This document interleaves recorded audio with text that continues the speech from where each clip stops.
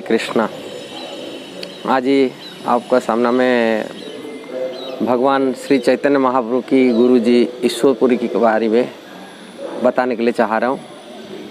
ईश्वरपुरी भगवान चैतन्य महाप्रभु गुरु जी थे और माधवेंद्रपुरी की शिष्य थे। ब्रह्मोद्भव गौड़ीय संप्रदाय की आचार्य रूप में आचार्य बने, जो भगवान के गुरु जी बने। ये बड़ी बात है। और कोई ऐसी महान भक्त होते हैं जो भगवान के गुरु जी बनते हैं।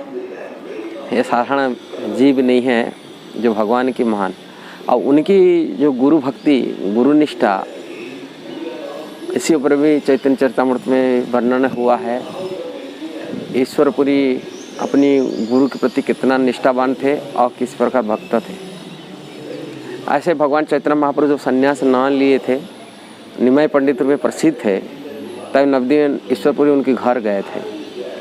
तभी भगवान कृष्ण की लीला कथा, कृष्ण लीलामृत एक रचना किए थे।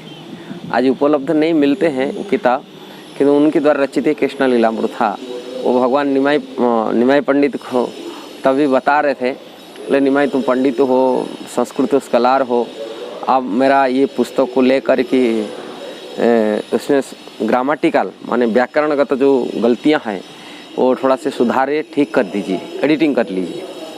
फिर निमाई पंडित महाप्रभु तभी बताए थे, बोले भक्तों की जो शब्दों में है कोई गलती नहीं होता है, वो सही है।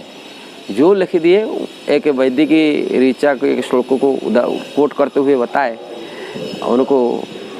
ये भक्त जब भी थोड़ा से ग्रामेटिकल माने व्याकरणगत कोई सी शब्द इधर उधर होता है, उसको दोष दृष्टि नहीं देखना चाहिए, वो सभी ठीक है। भगवान की वो प्रीति प्रेम के लिए वो लिखा हुआ है, उसमें दोष दृष्टि नहीं देखना चाहिए।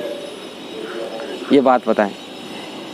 भगवान चैतन्य महाप्रभु जब अपने पिताजी को श्राद्ध देने के लिए गया यात्रा करते, गया में पिंडदान देने के लिए जाते हैं, तभी इनकी भेंट होता है ईश्वरपुरी से। ईश्वरपुरी से वार्तालाप होता है। महाप्रभु वहाँ उनसे दीक्षा लेते। महाप्रभु उनकी अपनी भोजन भी खिलाते, ईश्वरपुरी भी एक दिन भोजन भी खिलाए और आपस में बात हुआ है। महाप्रभु माधवेंद्रपुरी की कथा जो बताने के लिए चाहते हैं, तो बोलते मैं गुरु जी से सुना, मैंने ईश्वरपुरी से सुना था कथा को। उन्होंने जब रेमुणा में आते हैं, खीरोचरा गोपीनाथ के सामना में माधवेंद्रपुरी की कथा बताते, जो ईश्वरपुरी द्वारा सुना हुआ कथा को उन्होंने बताए। माधवेंद्रपुरी के जीवन में अंतिम स्टेज में वही खीरोचरा गोपीनाथ जो रेमुणा बालेश्वर उड़ीसा में है, वहाँ बिताए। और ईश्वरपुरी वहाँ अंतिम जीवन में माधवेंद्रपुरी की सेवा की।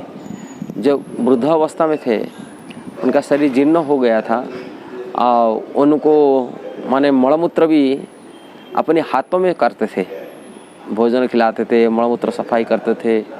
गुरुजी की सेवा करने के नाते गुरुजी उनको आशीर्वाद दिए थे, माधवेंद्रपुरी तुम्हारा मति हमेशा कृष्ण में लगी रहे, अब कृष्ण की शुद्ध भक्ति प्राप्ति करे।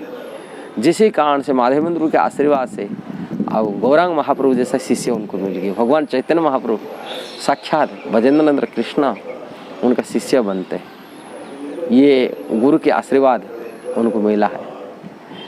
कृष्ण की साक्षात कृष्ण उनका भगवान मति का भगवान उनका शिष्य बन जाते हैं। उन्होंने अंतिम स्टेज में गुरु जी की सेवा किए थे ईश्वर। ये है उनके जीवन में विशेष देखने मिलता है। कुछ महत्वपूर्ण बात है, वही बात आप लोगों से शेयर कर रहे हैं। उन्होंने और उन्हीं की माधवेंद्रपुरी के दूसरी एक शिष्य थे जिनके नाम रामचंद्रपुरी थे, और उनको माधवेंद्रपुरी धिक्कारते हैं। क्यों? कारण वो मायावादी दर्शन में पढ़ कर के गुरु जी को उपदेश देने के लिए आ गए थे। और माधवेंद्रपुरी उनको कहते हैं तुम यहाँ से निकल जाओ, मैं तुम्हारा अंतिम स्टेज में मेरे शरीर छोड़ने का समय यदि तुम्हारे में मुख देखो, मेरा अधोगति हो जाएगा।